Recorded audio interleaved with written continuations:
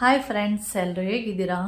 ಇವತ್ತು ಬಂದು ಶನಿವಾರ ರಾತ್ರಿ ಮೋನ್ ಫುಲ್ಲು ನೆನ್ಕೊಂಡು 8:45 ಬಂದಿದ್ದಾರೆ. ಅಂದರೆ 7:30 ಬರ್ತೀನಿ ಅಂತೇಳಿ ಫೋನ್ ಮಾಡಿದರು.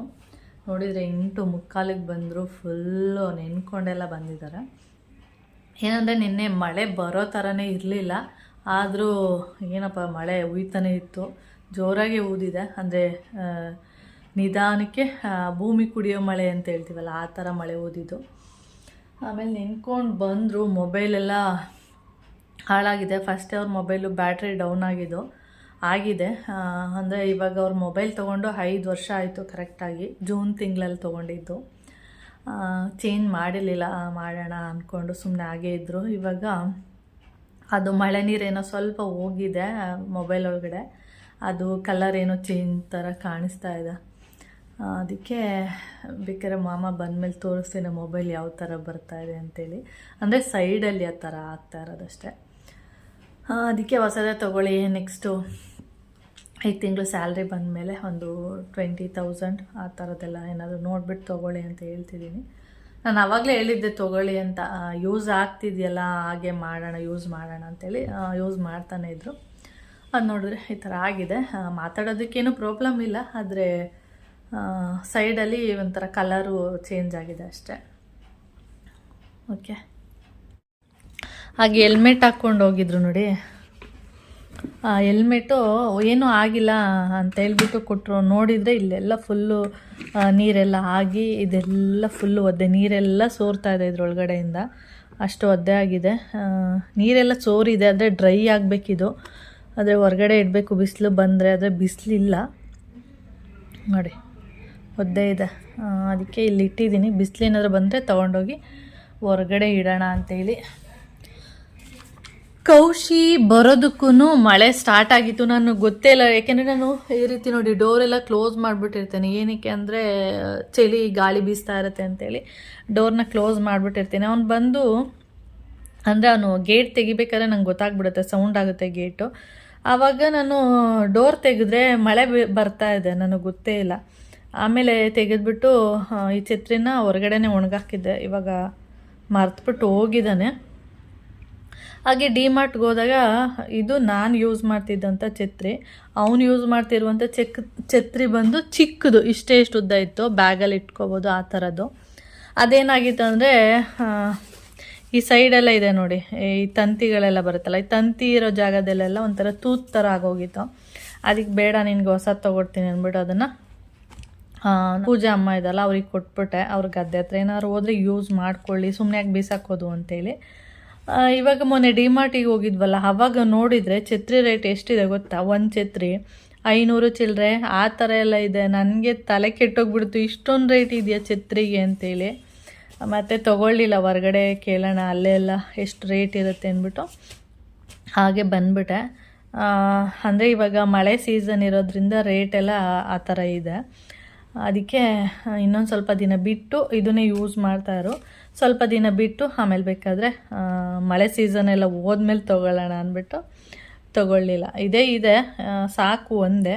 ಆದರೆ ಇದು ಅಂದರೆ ಉದ್ದ ಇದೆಯಲ್ಲ ನೋಡಿ, ಇಷ್ಟು ಉದ್ದ ಇದೆಯಲ್ಲ, ಬ್ಯಾಗಲ್ಲಿ ಇಟ್ಕೊಳ್ಳೋಕ್ಕೆ ಒಂಥರ ಹಿಂಸೆ ಆಗುತ್ತೆ ಅಂದ್ಬಿಟ್ಟು ನಾನು ಆ ಥರ ಮಾಡಿದರೆ ರೇಟ್ ಬಂದು ಅಷ್ಟಿದೆ.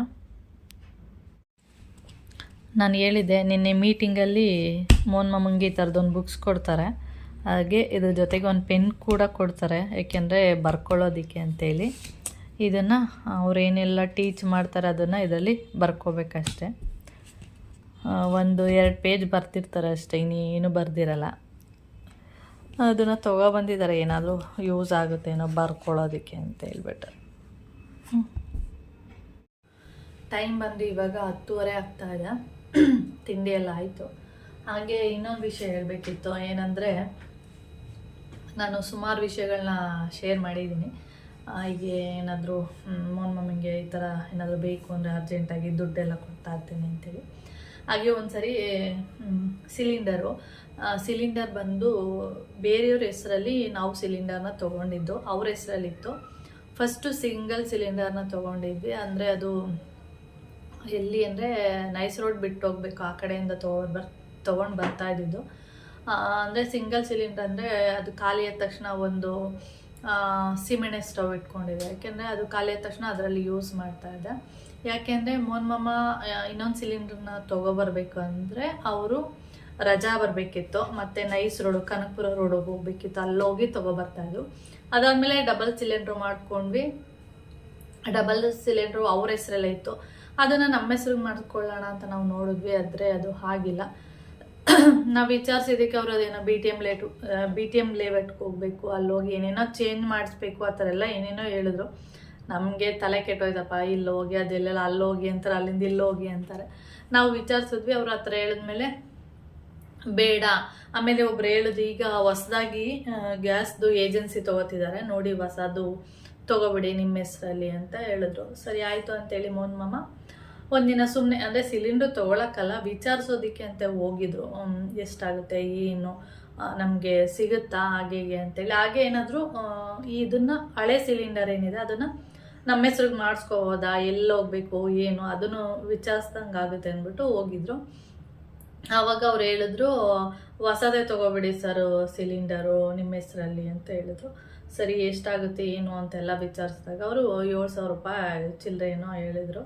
ಇಷ್ಟಾಗುತ್ತೆ ಸರ್ ತೊಗೊಬಿಡಿ ಅಂತ. ಆವಾಗ ಸಡನ್ನಾಗಿ ಅದು ಏನು ಪ್ಲ್ಯಾನ್ ಇರಲಿಲ್ಲ ತೊಗೋಬೇಕು ಅಂತ, ವಿಚಾರಿಸೋಣ ಅಂತೇಳಿ ಮೋನ್ ಮಾಮ ಹೋಗಿದ್ದು. ಆವಾಗ ಅವರು ಇವಾಗಲೇ ತೊಗೊಬಿಡಿ ಸರ್ ಅಂತ ಹೇಳಿದ್ರು. ಆವಾಗ ಮೋನ್ ಮಾಮ ನನಗೆ ಅಲ್ಲಿ ನಿಂತ್ಕೊಂಡೆ ಫೋನ್ ಮಾಡಿದ್ರು, ಈ ಥರ ಹೊಸದು ಸಿಲಿಂಡ್ರು ತೊಗೊಳಕ್ಕೆ ಹೇಳ್ತಿದ್ದಾರೆ, ಡಬಲ್ ಸಿಲಿಂಡರು, ಇಷ್ಟು ಅಮೌಂಟ್ ಆಗುತ್ತಂತ 7,000 ಚಿಲ್ಲರೆ. ಇವಾಗ ನನ್ನ ಹತ್ರ ಅಷ್ಟಿಲ್ಲ, ನಿನ್ನ ಹತ್ರ ಇದೆಯಾ ಅಷ್ಟು ಅಂತ ಕೇಳಿದ್ರು. ಹಾಂ ನನ್ನ ಹತ್ರ ಇದೆ ಅಂತ ಹೇಳಿದೆ. ಸರಿ ಆಯಿತು, ಈಗ ಬರ್ತೀನಿ, ಅಮೌಂಟ್ ಕೊಡು ಅಂತ ಹೇಳಿದ್ರು. ಸರಿ ಆಯಿತು ಅಂತೇಳಿ ಅಮೌಂಟ್ ಕೊಟ್ಟು ಮಾಮೂನಿಗೆ ಡಬಲ್ ಸಿಲಿಂಡ್ರ್ ತೊಗೊಂಡ್ವಿ. ಒಂದು ರೀತಿಯ ದುಡ್ಡು ನಂದಲ್ಲ, ಅವರೇ ಕೊಟ್ಟಿರುವಂಥ ದುಡ್ಡು. ಅಂದರೆ ಏನು ಹೇಳ್ತಾರೆ ಹೇಳಿ, ಕೆರೆಯ ನೀರನ್ನು ಕೆರೆಗೆ ಚೆಲ್ಲಿ ಅಂತ ಹೇಳ್ತಾರಲ್ಲ, ಹಂಗೆ ಅವ್ರು ಕೊಟ್ಟಿರೋ ದುಡ್ಡನ್ನ ಅವ್ರಿಗೆ ಕೊಡ್ತೀನಿ. ಆದರೆ ನಾನು ಉಳಿಸಿರೋದು ಅಂತೇಳಿ ನನ್ನ ದುಡ್ಡು ಅಂತೇಳಿ ಕೊಡಬೇಕಾದ್ರೆ ಕೊಡ್ತೀನಿ. ಆ ಥರ ಕೊಟ್ಟೆ ನಾನು ಅವಾಗ. ಅಂದರೆ ನಾನು ಸುಮಾರು ವಿಷಯಗಳು, ಸುಮಾರು ಏನೇನೋ ಇರುತ್ತೆ, ಅದು ತೊಗೊಳೋದು ಇದು ತೊಗೊಳೋದು ಅದೆಲ್ಲ ಆವಾಗ ಮರ್ತೋಗ್ಬಿಟ್ಟಿರುತ್ತೆ ನಮಗೆ. ನಾವಾಗ ಈ ಡಬಲ್ ಸಿಲಿಂಡರ್ನ ತೊಗೊಂಡ್ವಿ ನಾವು, ಮತ್ತೆ ಮೋನ್ ಮಾಮನ ಹೆಸರಲ್ಲಿ ತೊಗೊಂಡಿದ್ದು. ಆಮೇಲೆ ಒಂಥರ ಅಂದರೆ ಸಡನ್ನಾಗಿ ಕೇಳಿದಾಗ ಏನೋ ಸ್ವಲ್ಪನಾದರೂ ಇಟ್ಟಿರ್ತಾಳೆ ಅಂತ ಒಂದು ಮೈಂಡಲ್ಲಿ ಇರುತ್ತೆ ಅವರಿಗೆ. ಸಡನ್ನಾಗಿ ಕೇಳಿದ್ರು ಇದೆ ಅಂತೇಳಿ ಕೊಟ್ಟೆ. ಆಮೇಲೆ ಡಬಲ್ ಸಿಲಿಂಡ್ರು ಬಂತು. ಒಂಥರ ನಾನೇನಂದರೆ ಮಿನಿ ಬ್ಯಾಂಕ್ ಇದ್ದಂಗೆ. ಮಿನಿ ಬ್ಯಾಂಕ್ ಅಂದರೆ ಲಕ್ಷ ದುಡ್ಡು ಇರುತ್ತೆ ಅಂತಲ್ಲ, ಮಿನಿಮಮ್ ನನ್ನ ಹತ್ರ ನನ್ನ ಅಕೌಂಟಲ್ಲಿ 10,000 ರೂಪಾಯಿನಾರು ಇದ್ದೇ ಇರುತ್ತೆ. 10,000 ರೂಪಾಯಿ ಇಲ್ಲ ಅಂದರೂ ಕೂಡ 5,000 ರೂಪಾಯಿನಾದರೂ ಇಟ್ಕೊಂಡಿರ್ತೀನಿ. ಆ ಥರ ಮಿನಿ ಬ್ಯಾಂಕ್. ಏನಾದರೂ ಎಮರ್ಜೆನ್ಸಿಗೆ ಒಂದು 5,000 ರೂಪಾಯಿ ಬೇಕು ಅಥವಾ ಒಂದು 2,000 ರೂಪಾಯಿ ಬೇಕು ಅಂದರೆ ಸಡನ್ನಾಗಿ ಹಾಕೋ ಥರ ಇದ್ದೀನಿ. ತುಂಬ ದುಡ್ಡೆಲ್ಲ ಅಂದರೆ ಮಿನಿ ಬ್ಯಾಂಕ್ ಅಂದ ತಕ್ಷಣ 50,000 ಆ ಥರ ಎಲ್ಲ ಇರಲ್ಲ. 10,000 ರೂಪಾಯಿ ಅಂತೂ ಇದ್ದೇ ಇರುತ್ತೆ. ಅದಿಲ್ಲ ಒಂದೊಂದ್ಸರಿ ಅಷ್ಟು ಇಟ್ಟಿಲ್ಲ ಅಂದರೆ 5,000 ರೂಪಾಯಿ ಅಂತೂ ಮಿನಿಮಮ್ ಇಟ್ಕೊಂಡಿರ್ತೀನಿ. ಏನಾದರೂ 5,000 ರೂಪಾಯಿ ಇರುತ್ತೆ, ಎಲ್ಲ ಹೋಗಿರ್ತೀನಿ, ಏನೋ ಒಂದು ತೊಗೋಬೇಕು, ಬೇಡಪ್ಪ ಅವಾಗ ಡೇಟ್ ನೋಡ್ತೀನಿ, ಇನ್ನೂ ಸ್ಯಾಲ್ರಿ ಆಗಿಲ್ಲ, ಮೋನ್ ಮಾಮಂಗೆ ಸ್ಯಾಲ್ರಿ ಆಗೋದು ಇಷ್ಟು ದಿನ ಇದೆ, ಅಲ್ಲಿ ತನಕ ಇದೇ ದುಡ್ಡಲ್ಲಿ ನಾನು ಮ್ಯಾನೇಜ್ ಮಾಡಬೇಕು, ಬೇಡ ಅಂತೇಳಿ 5,000 ರೂಪಾಯಿ ಆದ್ರೂ ನಾನು ಖರ್ಚು ಮಾಡೋಕ್ಕೆ ಹೋಗಲ್ಲ, ಹಾಗೆ ಇಟ್ಕೊಂಡಿರ್ತೀನಿ. ಇವಾಗ ಹೊರಗಡೆ ಎಲ್ಲ ಹೋಗಿರ್ತೀನಿ, ಆವಾಗ ಖರ್ಚು ಮಾಡಬೇಕಾಗುತ್ತೆ. ಏನೋ ಒಂದು ತೊಗೋಬೇಕು, ಏನೋ ಒಂದು ಇಷ್ಟ ಆಯಿತು ತೊಗೋಬೇಕು ಅನ್ನೋ ಟೈಮಲ್ಲಿ ನಾನು ಒಂದು ಬಜೆಟ್ ನೋಡ್ತೀನಿ. ಯಾವಾಗಲೂ ಹೇಳ್ತಾ ಇರ್ತೀನಿ, ನನ್ನ ಬಜೆಟ್ಗೆ ಅದು ಇಷ್ಟ ಆದರೆ ಮಾತ್ರ ನಾನು ತೊಗೊಳ್ಳೋದು ಅಂತೇಳಿ.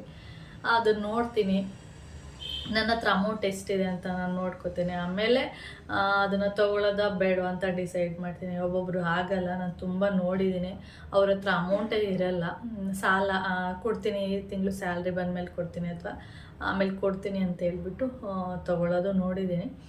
ಆ ಥರ ನನಗೆ ಇಷ್ಟ ಆಗಲ್ಲ. ಅದಕ್ಕೆ ನಾನು ಇದ್ದರೆ ತೊಗೊಳ್ತೀನಿ, ಇಲ್ಲ ಅಂದರೆ ಇಲ್ಲ. ಆ ಥರ ನೆಕ್ಸ್ಟ್ ತಿಂಗಳು ಸ್ಯಾಲ್ರಿ ಬರೋ ತನಕ ಅಥವಾ ಏನೋ ದುಡ್ಡು ಇಲ್ಲದೆ ಇದ್ರೂ ಅದು ತೊಗೊಳ್ಳೇಬೇಕು ಅನ್ನೋ ಅವಶ್ಯಕತೆ ಇಲ್ಲ. ಬಿಡು, ತೊಗೊಂಡ್ರಾಯ್ತು ಬಾ, ಮತ್ತೆ ಸಿಗಲ್ವ, ಇದು ಸಿಗುತ್ತೆ ಬೇರೆ ಕಡೆ ಅಂದ್ಕೊಂಡು ಬಂದ್ಬಿಡ್ತೇನೆ.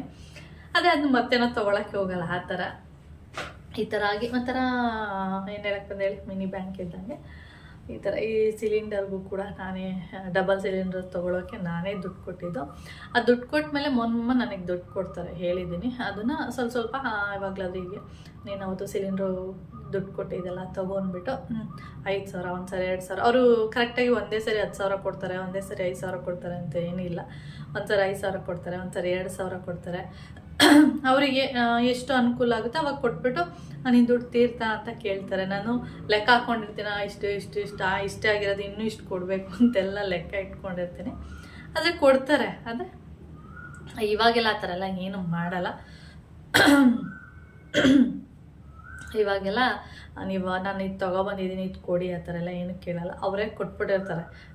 ತೊಗೊಬಂದ ತಕ್ಷಣವೇ ಫೋನ್ಪೇನೋ ಗೂಗಲ್ ಪೇನೋ ಮಾಡಿಬಿಟ್ಟು ನನ್ನ ಅಕೌಂಟಿಗೆ ಹಾಕ್ಬಿಡ್ತಾರೆ. ಆ ಥರ ಮೊದಲಾದರೆ ಈ ಥರ ಇರ್ತಿತ್ತು, ಈಗ ಈ ಥರ ಅಷ್ಟೇ. ಓಕೆ, ಈಗ ಇನ್ನು ಕೆಲಸಗಳು ಉಂಟು, ಮಾಡೋಣ. ಇವಾಗ ಸ್ಟಾರ್ಟ್ ಮಾಡಿದ್ದೀನಿ. ಇನ್ನು ಪಾತ್ರೆ ತೊಳೆದಿಲ್ಲ. ಪಾತ್ರೆ ತೊಳೆದ್ಬಿಟ್ಟು ಅಡುಗೆ ನಾನ್ ವೆಜ್ಜು ಏನಾದರೂ ಮಾಡ್ತೀನಿ. ಮಾಡಿಬಿಟ್ಟು ಇಷ್ಟೊತ್ತಿಗೆ ಏನು ಮಾಡಲ್ಲ, ಮಧ್ಯಾಹ್ನ ಮೇಲೆ ಮಾಡ್ತೀನಿ ನಾನ್ ವೆಜ್ ಎಲ್ಲ. ಇವಾಗ ಸದ್ಯಕ್ಕೆ ಪಾತ್ರೆಗಳಿದೆ, ಬೆಳಗ್ಗೆಯಿಂದ ಕಾಫಿ ಕುಡ್ದಿರೋದು. ಮತ್ತು ಇವತ್ತು ಟ್ಯಾಂಕರ್ ಬಂದಿದೆ, ನನಗೆ ಗೊತ್ತೇ ಇಲ್ಲ, ನಾನು ನೋಡ್ಕೊಂಡೇ ಇಲ್ಲ.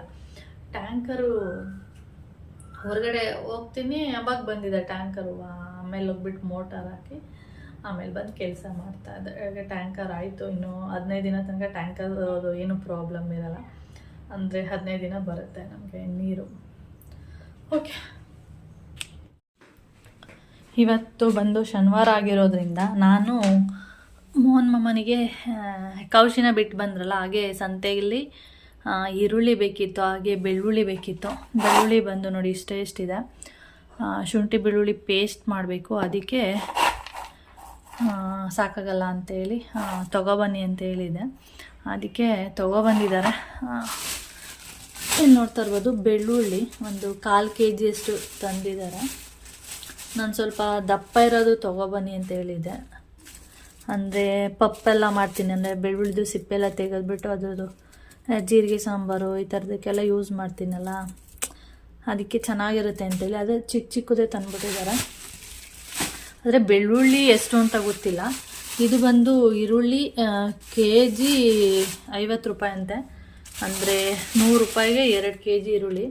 ಈ ಥರದ್ದು ಇಲ್ಲಿ ನೋಡ್ತಿದ್ದೀರಾ, ಈ ಥರದ್ದು ಇದು ಹೋದ್ವಾರ ತಂದಿದ್ದು. ಈ ಥರದ್ದು ಬಂದು 2.5 kg 100 ರೂಪಾಯಿ ಅಂತೆ. ಇದಕ್ಕಿಂತ ಸ್ವಲ್ಪ ಸಣ್ಣದೇ ಇದೆ ಅಂತ ಹೇಳಿದ್ರು. ಅದಕ್ಕೆ ನನಗೆ ಬೇಡ, ಇಷ್ಟು ಸಣ್ಣ ಇರೋದು ನೋಡಿ, ಹೋದ್ವಾರ ತಂದಿರೋದು, ಇದು ಬಿಡಿಸೋದಕ್ಕೆ ಆಗುತ್ತೆ. ಅದಕ್ಕೆ ಸ್ವಲ್ಪ ದಪ್ಪಾಗಿರೋದೇ ತೊಗೊಬನ್ನಿ ಅಂತ ಹೇಳಿದೆ. ಇದು ಅಷ್ಟೇ ಸ್ವಲ್ಪ ದಪ್ಪ ಇದೆ ಅಷ್ಟೇ. ಅದಕ್ಕಿಂತ ಈರುಳ್ಳಿ, ಈ ಬೆಳ್ಳುಳ್ಳಿ ರೇಟ್ ಗೊತ್ತಿಲ್ಲ, ಈರುಳ್ಳಿ ರೇಟ್ ಮಾತ್ರ ಇಷ್ಟು ಆಗಿದೆ. ಹಾಗೆ ನಾನ್ ವೆಜ್ಜು ತರ್ತೀನಿ ಅಂತ ಹೇಳಿದ್ದಾರೆ, ಏನು ತರ್ತಾರೆ ಅಂತ ಗೊತ್ತಿಲ್ಲ. ಹಾಗೆ ನೆಲ್ಲಿಕಾಯಿ ಜ್ಯೂಸ್ ನೋಡಿ, ಇವಾಗ ನಾನು 1 ಕ್ಯಾಪ್ ಕುಡಿತಾ ಇದ್ದೆ. ಇವಾಗ 2 ದಿನದಿಂದ 2 ಕ್ಯಾಪ್ ಕುಡಿತಾ ಇದ್ದೀನಿ. ನೋಡಿ ಇಲ್ಲೇ ಇದೆ ದುಡ್ಡು, ಅಮೌಂಟು ನೋಡಿ 75 ರೂಪೀಸ್ ಇದೆ. 2 ಕ್ಯಾಪ್ ಕುಡಿತಾ ಇದ್ದೀನಿ ಅಷ್ಟೇ ಲಾಸ್ಟು. ಇದಕ್ಕಿಂತ ಜಾಸ್ತಿ ಕುಡಿಯೋಕ್ಕೆ ಹೋಗಲ್ಲ, ಆಮೇಲೆ ಗ್ಯಾಸ್ಟ್ರಿಕ್ ಆಗಿಬಿಟ್ರೆ ತುಂಬ ಕಷ್ಟ ಅಂಥೇಳಿ ಕುಡಿಯೋಣ. ಆರೋಗ್ಯಕ್ಕೆ ಒಳ್ಳೇದು ಅಂದಮೇಲೆ ಕುಡಿದ್ರೆ ಒಳ್ಳೆಯದೇ. ಓಕೆ, ಮಾಮ ಫೋನ್ ಮಾಡಿದರೆ ಅಂದರೆ ಏನಂದರೆ ಮೊಬೈಲ್ ಹಾಳಾಗಿದೆಯಲ್ಲ, ಅದನ್ನು ಅಂಗಡಿಯಲ್ಲಿ ಹೋಗಿ ತೋರಿಸಿದ್ದಾರೆ. ಏನಾದರೂ ಮಾಡ್ಬೋದಾ ಅದು ಅಂತ, ಮಳೆ ನೀರು ಬಿದ್ದಿದೆಯಲ್ಲ ಅದರಿಂದ. ಅದಕ್ಕೆ ಅವರು ಏನು ಮಾಡೋಕ್ಕಾಗಲ್ಲ ಸರ್ ಅದನ್ನು ಅಂತ ಹೇಳಿದ್ದಾರೆ. ಅದಕ್ಕೆ ಹೊಸ ಮೊಬೈಲ್ ತೊಗೊಳ್ಳೋದಾದರೆ ನೋಡಿ ಅಂದ್ಬಿಟ್ಟು 28,000 ಮೊಬೈಲು ಹೇಳಿದ್ದಾರೆ. 28,000 ಮೊಬೈಲ್ ಅಂದರೆ EMI ಕಟ್ಟುವಂಥದ್ದು. ಮಂತ್ಲಿ 2,800 ಚಿಲ್ಲರೆ ಬರುತ್ತೆ. ಅಂದರೆ ಮಂತ್ಲಿ 3,000 ಅಂದ್ಕೊಳ್ಳಿ, 8 ತಿಂಗಳು ಕಟ್ಟಬೇಕಂತೆ. ಅದಕ್ಕೆ ನಾನು ಬೇಡ, ಅಷ್ಟು 28,000 ರೂಪಾಯಿ ಮೊಬೈಲೆಲ್ಲ ಬೇಡ, ಒಂದು 19 ಈ ಥರದ್ದು ನೋಡಿ ಅಂತ ಹೇಳಿದ್ದೀನಿ. ಅದೇ ಥರ ಅದು ನೀರು ಬಿದ್ದಿದೆಯಲ್ಲ ಆ ಜಾಗ ಸ್ವಲ್ಪ ಇತ್ತು, ರಾತ್ರಿ ಏನು ಇರಲೇ ಇಲ್ಲ. ನಾನು ಇದ್ದಿದ್ರೆ ಅಬ್ಸರ್ವ್ ಮಾಡ್ತಿದ್ದೆ, ರಾತ್ರಿ ಇರಲಿಲ್ಲ. ಬೆಳಿಗ್ಗೆ ಆಗುವಾಗ ಸ್ವಲ್ಪ ನೋಡಿದೆ, ಇವಾಗ ಸ್ವಲ್ಪ ಜಾಸ್ತಿನೇ ಆಗಿದೆಯಂತೆ. ಅದಕ್ಕೆ ಅದು ಆಮೇಲೆ ಹಂಗೆ ಜಾಸ್ತಿ ಆಗ್ತಾ ಹೋಗುತ್ತೆ. ನೋಡಿ ಸರ್ ಇವಾಗಲೇ ತೊಗೊಳ್ಳಿ ಅಂತ ಹೇಳಿದಾರಂತೆ. ಅದಕ್ಕೆ ನಾನಂದೆ ಇವತ್ತು ನೋಡೋಣ, ಅದು ಇನ್ನೂ ಸ್ವಲ್ಪ ಜಾಸ್ತಿ ಆಗ್ತಾ ಹೋಗ್ತಾ ಇದೆ ಅಂದರೆ ಬೇಕಾದರೆ ಆಮೇಲೆ ನಾಳೆ ಹೋಗಿ ತೊಗೊಂಡ್ರೆ ಆಯಿತು ಅಂತ ಹೇಳಿದ್ದೀನಿ. ನೋಡೋಣ ಸಂಜೆ ತನಕ ಯಾವ ಥರ ಆಗುತ್ತೆ, ಅದು ಸ್ಕ್ರೀನೆಲ್ಲ ಹಾಳಾಗುತ್ತಲ್ವ, ಅದಕ್ಕೆ ಅಂತ ಹೇಳಿದ್ದೀನಿ. ನೋಡೋಣ, ಫುಲ್ಲು ಸ್ಕ್ರೀನೆಲ್ಲ ಹಾಳಾಯಿತು ಅಂದರೆ ಹೊಸದೇ ತೊಗೊಳ್ಳೋದು ಬೆಸ್ಟು. 28,000 ನನಗೆ ಅಷ್ಟೊಂದು ವೇಸ್ಟ್ ಅಂತ ಅನಿಸುತ್ತೆ. ಏನೋ ಒಂದು 19, 20, 21 ಅಂದರೂ ಓಕೆ. ನಂದೇ 24,000. ಆವಾಗ ಸುಮಾರು ದಿನ ಒಂದು ವಾರ ನಿದ್ದೆನೇ ಮಾಡಿಲ್ಲ, ಇದಕ್ಕೆ 24,000 ರೂಪಾಯಿ ದುಡ್ಡು ಕೊಟ್ಬಿಟ್ಟಿದ್ದೀನಲ್ಲ ಅಂಥೇಳಿ ನಿದ್ದೆನೇ ಮಾಡಿಲ್ಲ ನಾನು. ಇವಾಗ ಏನಂದರೆ ಇದಕ್ಕೆ 28,000 ರೂಪಾಯಿ ಕೊಡಬೇಕಲ್ಲ ಅಂತ ಸ್ವಲ್ಪ ಯೋಚನೆ. ನೋಡೋಣ ಅದು ಹೇಗಾಗುತ್ತೆ ಏನೋ ಗೊತ್ತಿಲ್ಲ. ಓಕೆ,